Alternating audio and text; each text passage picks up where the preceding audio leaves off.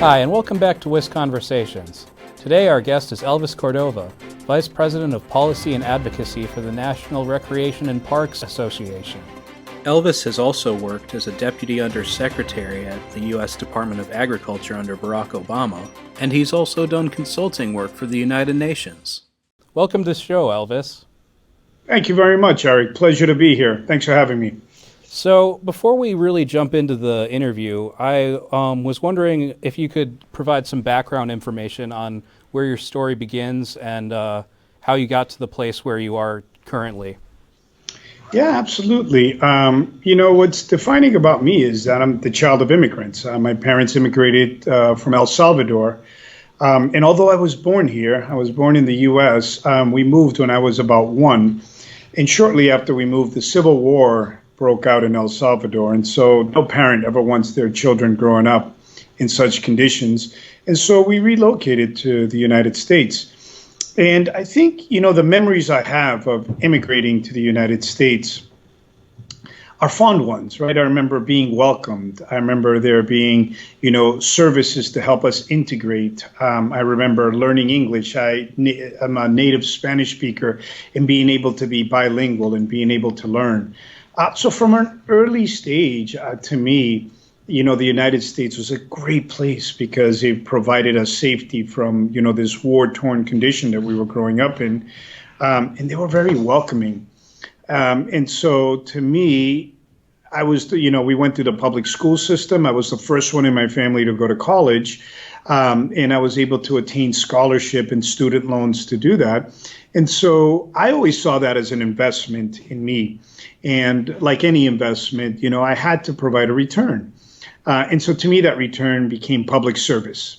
I wanted to give back to the country and provide those opportunities for others, right? And not just immigrants, but, those living in impoverished conditions or those going through tough economic problems or any sort of situation that was transitional. I wanted to make sure to provide them with a sense of a path forward. And so that really became a defining legacy in my career of being able to serve the public. And then number 2, being able to provide those pathways so that folks could get back on their feet, so that folks could move forward and that they could really become positive and contributing agents of our country. And it's been very fulfilling. And so those are some of the characteristics that define me. And, like any immigrant, we do it because we came to the United States for a better life. I distinctly remember my parents saying, we're in the United States, which is the land of opportunity. That doesn't mean that things will be given to you. It just means that you have the opportunity to attain them. And I'll never forget that because that was important. It was about taking advantage of the opportunities that were provided to me to move forward and being able to provide those opportunities for all to be able to move forward in their lives. What was it like working in the Obama administration? And are there any positive memories that you have of that you can share with the audience? Yeah, absolutely. It was a proud moment of my life. It was proud because, one, I had worked in federal government for some time. So there's career folks, right, who work, despite of any administration. They're your what you would, think of as your regular government workers. And then there's your political appointees. And those are people that come in and out with administrations, with presidential administrations. And those are usually the leadership roles. And so, one, being given the opportunity to be in a leadership role was important for me. I felt like I had a lot to contribute. I had a lot of innovative ideas. And one thing about the Obama administration is that it really galvanized a lot of young people to get into government. And so you had this influx of new, fresh, innovative ideas, and to be there, to be able to harness that energy, to be able to guide it, and being respectful to the folks that I worked with, right? Because I had been in government as a career employee, so I understood exactly what their challenges were, what their aspirations were, and to be able to respect them for what they're doing and be able to provide them with those opportunities, be able to learn from them, because to me, they were the experts. And so that was really fulfilling because it did kind of create this circle for me where I had started in one place and here I am now at leadership. But we were all very passionate about the work we were doing. It was also a lot of folks of color like myself, it was the first time being in a leadership role in the federal government.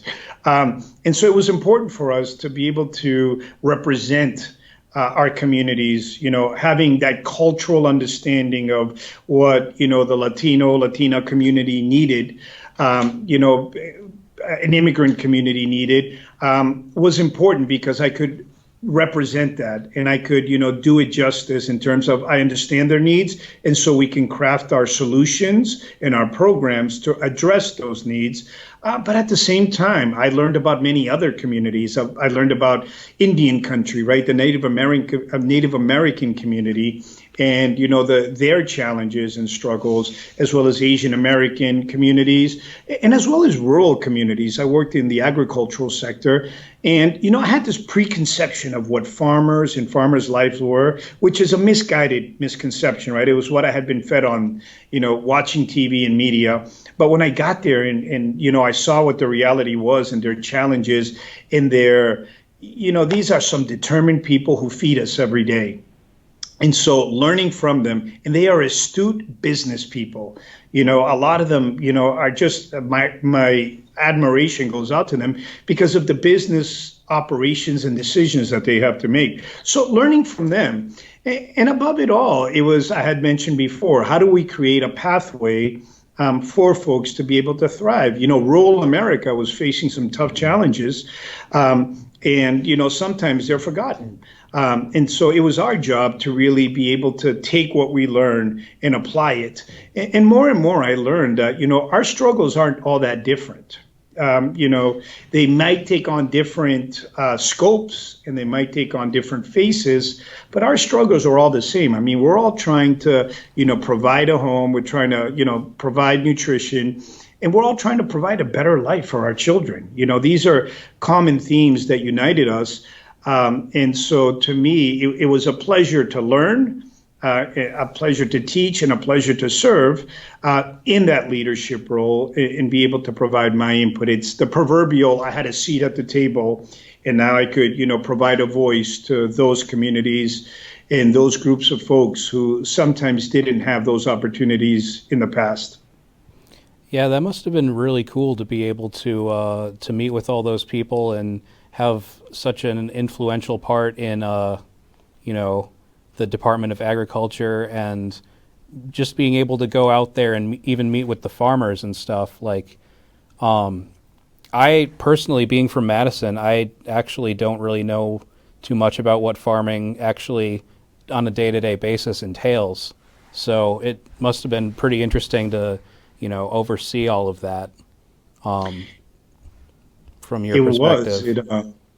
I'd say, quite like I said, it was an eye-opening experience where I had this preconceived notions, and when reality hit, it's like, wait a second, I was so mistaken about what I thought this could be. And that was the case for, after a while, I wanted to expose myself to more and more communities, right? I mentioned Indian country. I didn't understand the plight that Native Americans in our country are going through, right? Their struggles, their challenges. And, I found people to help me better understand it and have that cultural awareness, or, immigrant farmers, or at the same time, we were, working with Conservation Corps and folks who are really looking to, make sure that our natural resources are sustained. So just a myriad of exposures that help me to make better decisions, because sometimes when you're behind an office and you're reading papers or you're reading files, there's a disconnection that happens there. Mm-hmm. And you need to get out of that, and you need to go see what the reality of the situation is, because it's always important to be able to understand it for yourself so that you can, again, vocalize it better and make whatever programs or policies that we're putting together fit the reality of the challenges of these communities. Yeah, I think what you just said definitely highlights a big difference between learning and knowing. Like, learning is the path to knowing, but a lot of the time until you actually see something, until you witness it firsthand, you don't really know every detail of what actually is going on out there.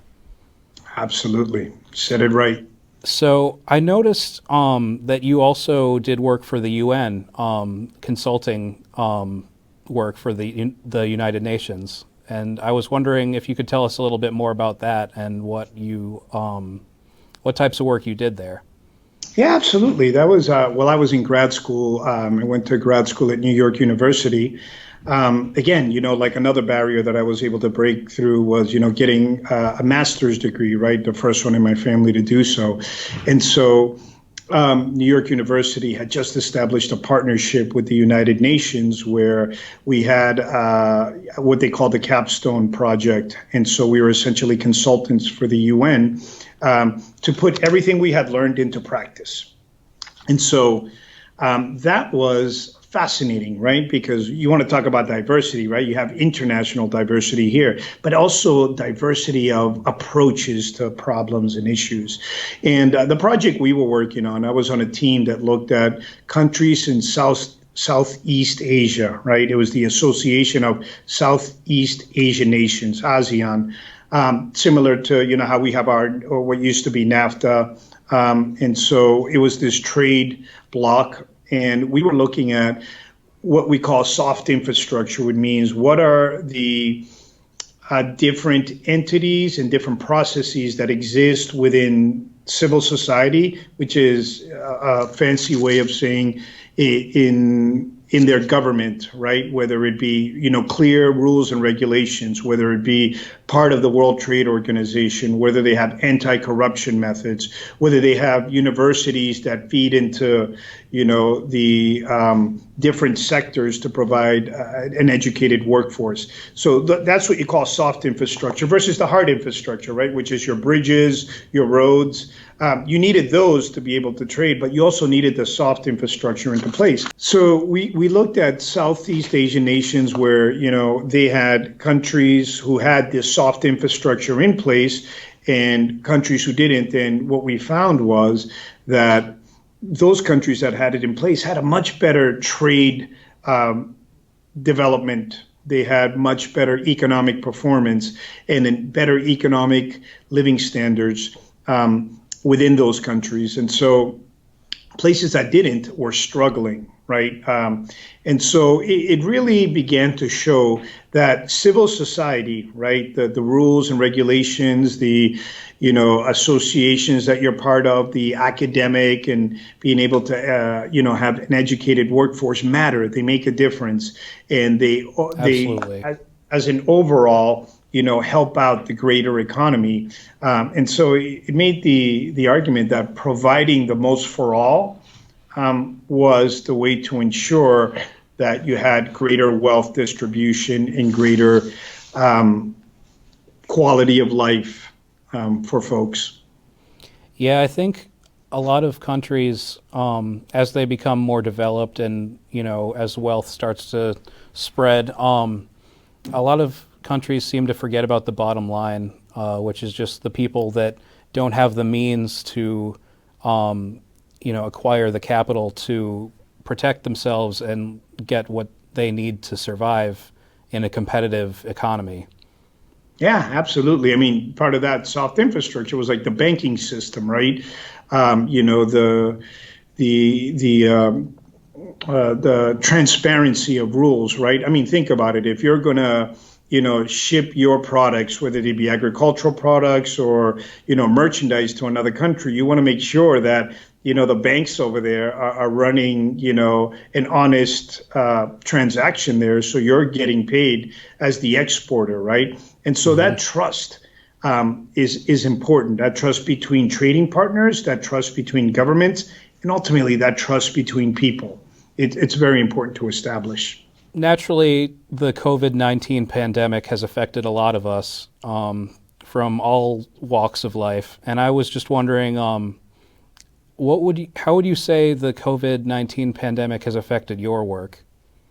I currently work for the National Recreation and Park Association. And so for us, it's affected it drastically, right? Communities have really been shattered, and you're also seeing the vulnerable communities and underserved communities have really been hit hard. And so you're seeing how those communities really need help. And so Parks and Recreation have really stepped in to fill in that void, right? Think about it. During the pandemic, where was the only place you could go in terms of going outside? It was parks, right? The recreation centers were sometimes meal distribution centers.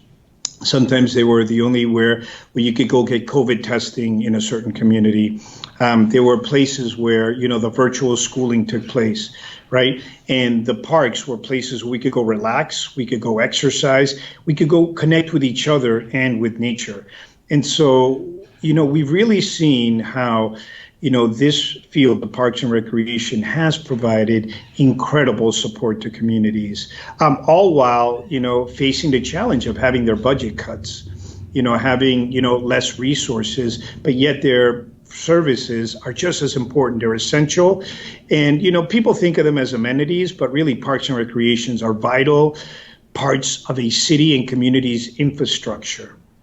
Because even for emergency response, you're using recreation centers and you're using parks as designated areas where emergency responders can, unite and be able to disperse their services. I mean, even with the vaccine distribution, you're probably going to see Parks and Recreation helping to facilitate that. So it's been inspiring, but it's also been really challenging. I mean, you saw parks being used 1/3 more than they were before, right? 33% more.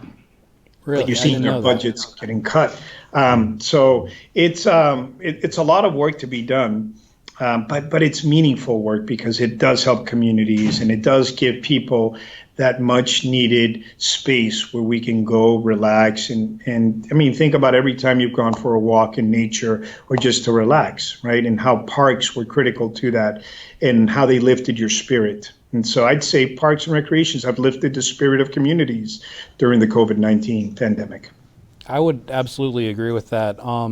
When all the businesses closed down, parks are really the only thing that's left that's not like for profit. I remember when I was a little kid, there was this favorite park that I would go to just in my immediate neighborhood. And I'm just trying to think of like how it, like I'm trying to imagine what it must be like for kids that can't go to the park and play with other kids right now, because it's got to be very tough for them and the parents. Yeah, and it talks about local access too, right? You want to make sure that there's a park that you can go to that's within your neighborhood, right? I mean, if you live more than 2 miles or 3 miles or, more than a 10-minute walk away from any park, it's hard for you to get there and you're not going to have that benefit. And there are communities where parks are run down. So even if you're within a 10-minute walk, that park isn't a safe place for you to be, right? Mm-hmm. Or in rural communities where a park is so far away. But you need that, especially, I like what you brought up, children. Children need that space. I mean, I have daughters and they love to play, right? I mean, that's what we do as children. We play. That's how we learn.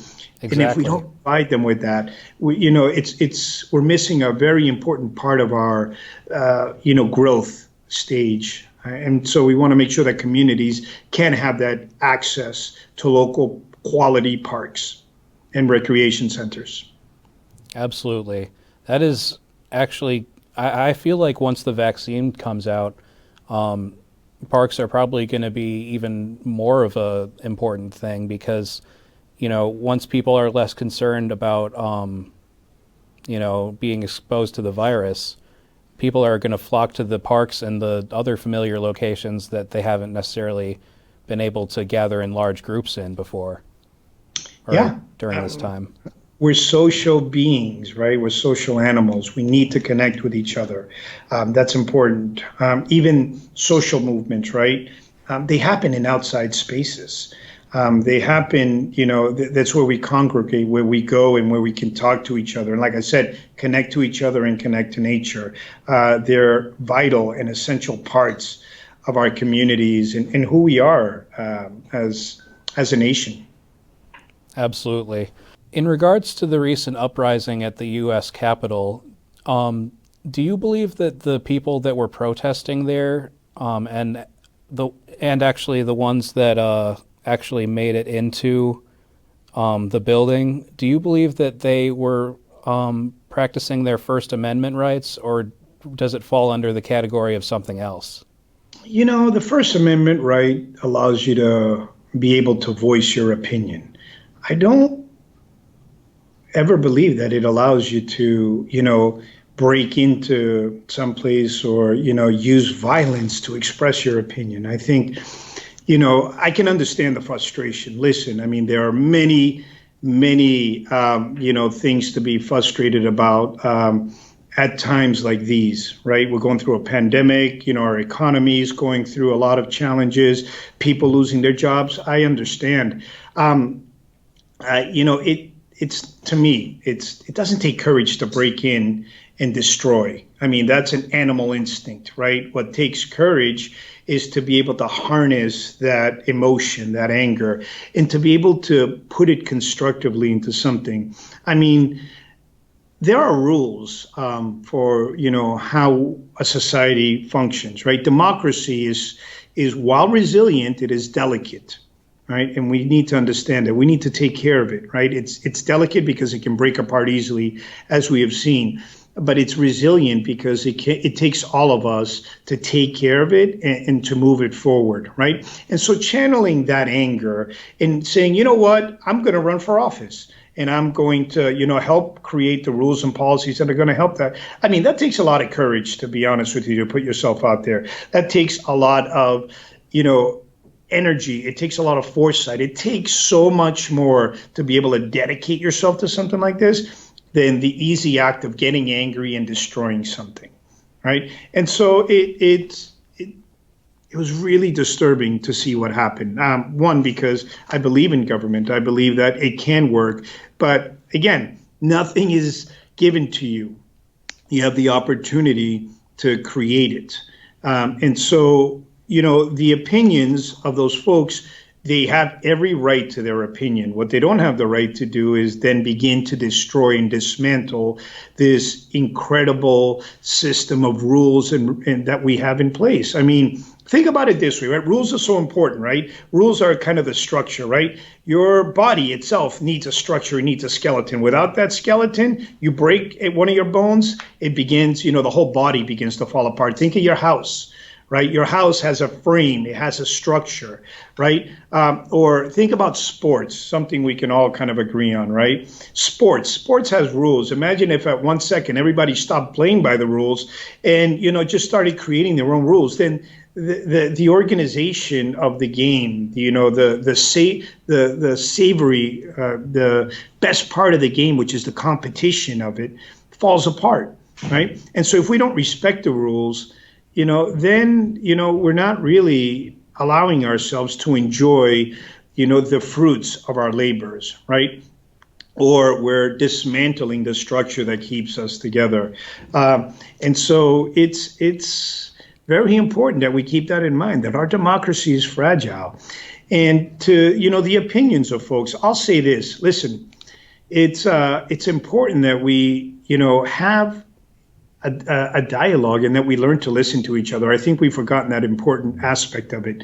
One of the hardest things you can ever cope with is being wrong. But that's also one of the most courageous things. If you can admit to being wrong, and if you can listen and understand where you're wrong, and you can grow your own thinking, you're evolving as a human being and you're allowing yourself to have more capacity because you have a greater understanding. But if you shut yourself down to only thinking your way is the right way without listening to, others' ideas or without, checking the information that you're consuming, it's a formula for being stagnant and staying where you are.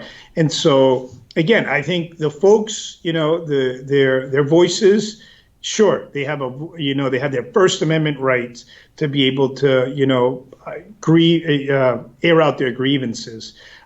Nowhere in our Constitution, in our set of rules, is it all right to ever, break in, destroy, and let the anger overcome you to that point where you're just blinded by, anger and madness, and you lose sight of what you really want to do, which is create a change to help out your community or to help out, your group, your stakeholders, your group of folks that you care about. That, I think, is where things really got disturbing.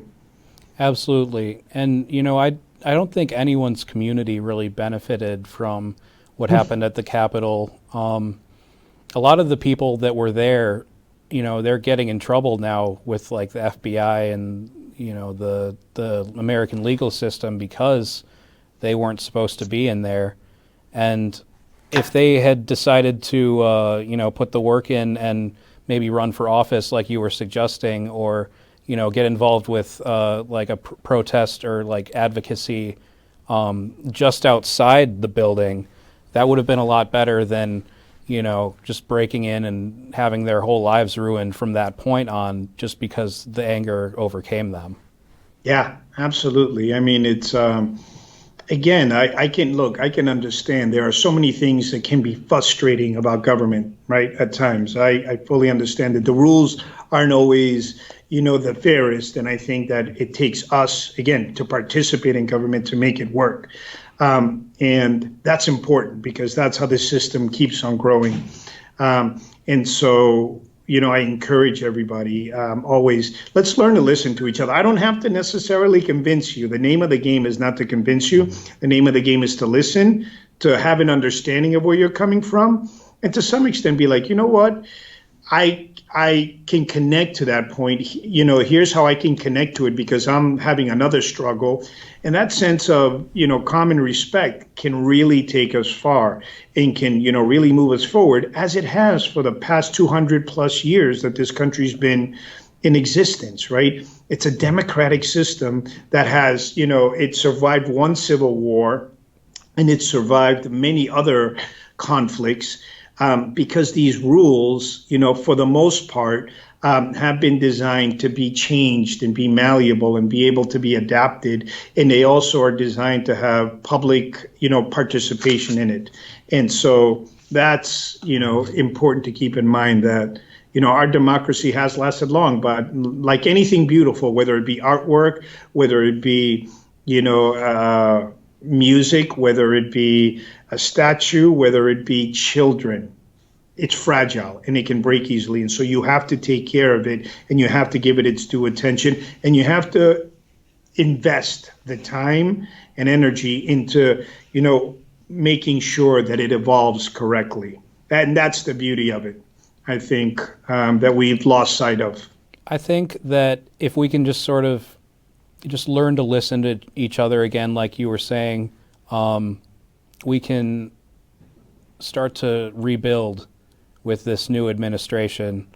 What predictions do you have for what President Biden and Vice President Harris, what predictions do you have for what their administration will be like? They have a tough job, to be honest with you. I mean, not only do they have to put back a country that's seriously hurting. Our country is hurting, right? On many sides, right? There are many inequities that the COVID pandemic has been able to put a light on that we're saying like, wow, these things aren't fair.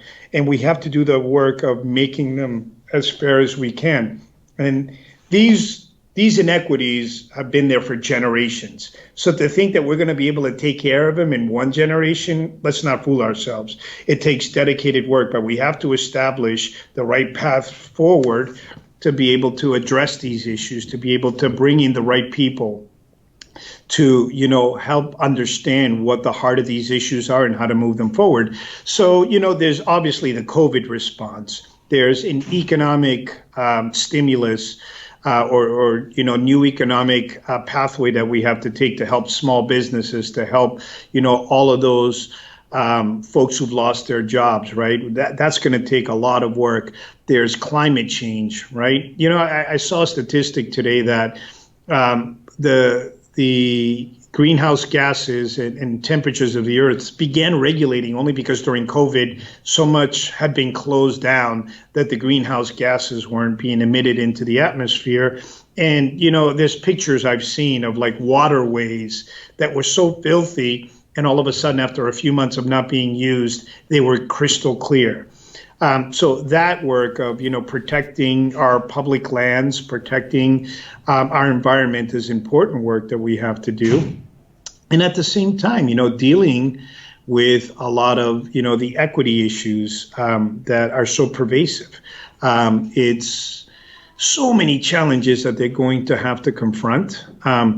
But it's worthwhile work. And so that's why we have government, because it's the way by which we can address these problems, and we can pool our resources together, pool our voices together, and, pull our collective knowledge to be able to address these problems and move forward. I am hopeful and confident that the work can begin. But it's going to take a lot of us. It's going to take us understanding each other, contributing, and it's going to take us trying to stop to fight each other, because in the end, it's us versus death. That's the reality. The one inevitable enemy that we have is death. And, us wasting our time, bickering and, trying to prove, that my point is more important than your point. And without finding that common ground and a path forward, we're wasting our time, and ultimately death will win. And so let's not forget that, we can work together, right? And I know that sounds very cliche, but it's important for us to do so, because if not, we've seen what happens. We begin to disintegrate. And having come from a country that disintegrated, I saw it as a child. It's a very real thing, and it's very possible. And nobody is immune to it, just like we weren't immune against, the COVID-19 pandemic. Let's not fool ourselves there either. We have to take the right actions to have the right results. Well, it sounds like you're in an ideal position to start, and you've got the right mindset to start, putting work into, heal the country. I think you've already done a great job of advocating for it before, and I wish you the best with all that you have going for you in the future. Do you have any closing messages you'd like to share with the viewers? Well, number one, I want to say thank you to you, Eric. Thank you for providing this forum where we can better understand each other, right? Again, I'm here just to share my story. I'm not here to convince anybody of anything. I'm just to give you my point of view. And if you find it valid, great. And if you don't, that's fine. I always welcome opportunities to be challenged, because not only does it, two things will happen. I will either be able to defend my thoughts and perspectives better, or I'll not be able to do that, and I'll have to grow and adapt and take in new information. And that's important for me in order to keep growing as a person. And so thank you, Eric, for providing folks with the opportunity for us to learn about each other. And to the viewers, I encourage us. We're at this really important turning point in our country, where we need to remember to listen to each other. We need to remember to, find that common ground. The hardest thing about politics is there's never 100% guarantee, right? That was one of the first lessons I remember learning about policymaking, is that nobody is ever right. It's all about compromise. And compromise isn't a dirty word. Compromise is the way by which we move forward. Compromise in civility, that's the way you can move forward and enjoy what you do. And so the civility is important. The compromise is needed. It's essential to what we do, because we all have to give a little to move forward, and then there's tomorrow and we can continue the work. So it's going to take all of us. And you know why I do this? Because I have two beautiful daughters who smile and look at the world, and they're oblivious to, these complicated problems, and they're just full of goodness, and they just want to enjoy life, and they just want to share. And, this is how we all began, and the frustrations of the world took that away from us. But my God, that emotional intelligence is important for all of us. It's going to be a tough road ahead. This pandemic really challenged us in ways we've never been challenged before. And if we don't work together, we're all going to fall apart. Yeah, that is very true. But it's good that it's good to keep the right things in perspective. Thank you for joining us, Elvis. Thanks for having me. Join us next time for another guest and another conversation on Wisconversations. Thank you.